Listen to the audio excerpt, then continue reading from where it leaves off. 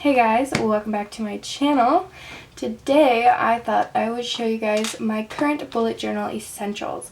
So I'll just be showing you guys the supplies that I have been reaching for quite a bit, almost every day when I sit down to do my bullet journals. That's all I have to say for the intro, so let's just go ahead and get started. First thing I have is this little bag.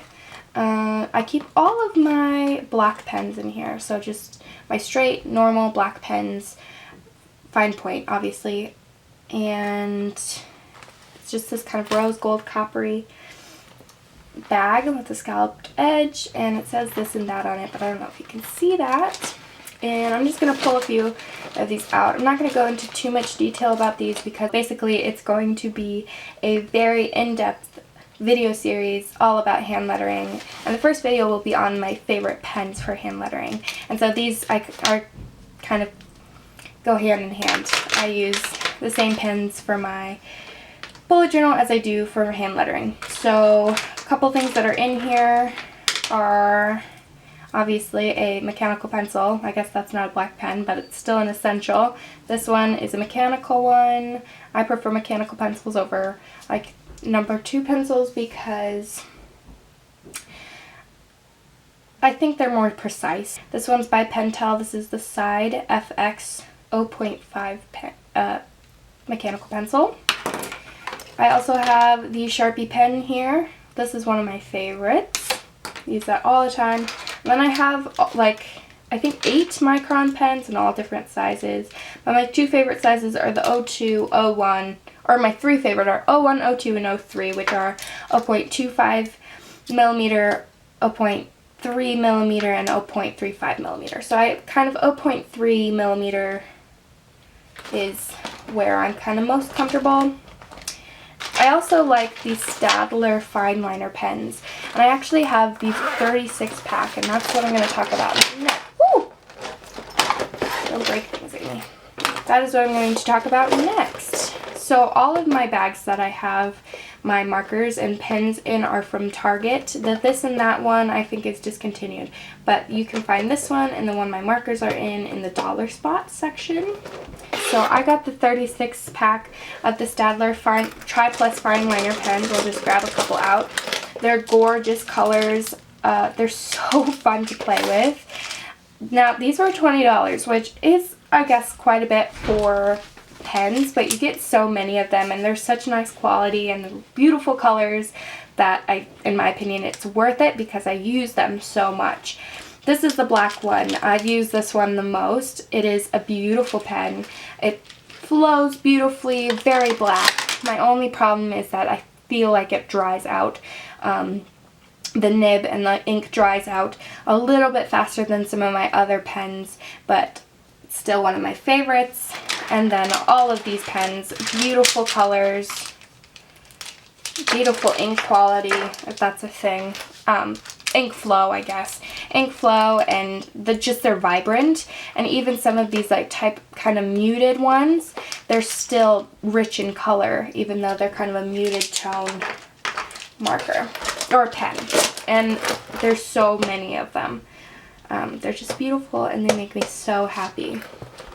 Next up are these bad boys. These are the Crayola Super Tips, and I love these. Now, they're not the nicest quality, obviously, because they're so cheap. You can get, this is the 50 pack, and it was $7, which is crazy. I like using these for underlining things or even coloring things in. I don't use them as much as I did before. I'm kind of into the watercolors now. But some of the lighter colors do give off kind of a watercolor vibe. I do use this more in my bullet journal for like underlining or adding little details if I don't want to get my watercolors out.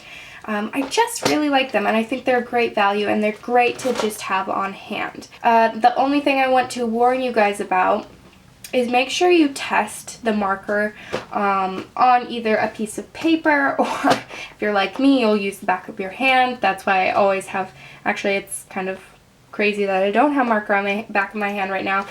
Usually the whole back of my hand is covered in marker. make sure you test out the color so you know what color you're getting, because the caps can be a little bit misleading. Sometimes the colors will be darker or more vibrant than what the cap makes it out to be.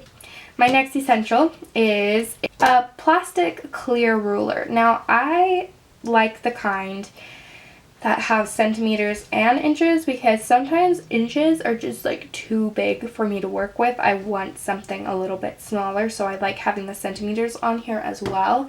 And the clear really comes in handy. I have one that is not green because this green color kind of gives me a headache. Just one you can see through so that you kind of can get an idea of where your letters, or I use this a lot in my Bible journaling so that I can highlight something and know that I'm not cutting into words, or it just kind of, I don't know, it's just helpful to have it be clear. I think you can get a straighter line, and you can kind of line things up with this straight edge here, and it's just helpful. Yeah, get yourself a clear ruler.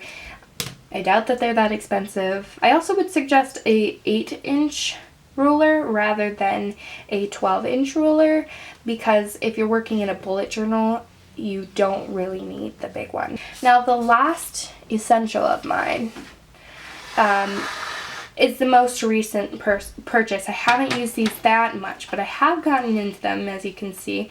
These are just a watercolor palette. These are from Artist Loft from Michaels, and I have the 28 pack. There's the 36 pack. I don't ever really use these colors straight. They are too, I don't like them, but I do mix them quite a bit. So I will mix this green with this orange, and you get this really pretty kind of dusky green.